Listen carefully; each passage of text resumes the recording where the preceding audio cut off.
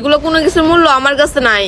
কি বলতেছো বোন? এত দামি একটা জিনিস আর এই টাকার তোমার কাছে কোনো মূল্য নাই মানে? এসব কি কথা বলতেছো তুমি? আপনাকে আর কি বলবো, আমি আমার মা বাবার বিরুদ্ধে যে বিয়ে করছিলাম, তো এই জন্য আজকে আমাকে এতটা শাস্তি ভোগ করতে হচ্ছে। আর সত্যি কথা কি বলতে জানেন, আমি এমন একটা ছেলেকে ভালোবেসে বিয়ে করছি যে শুধু আমাকে 6 মাসই ভালোবাসছে।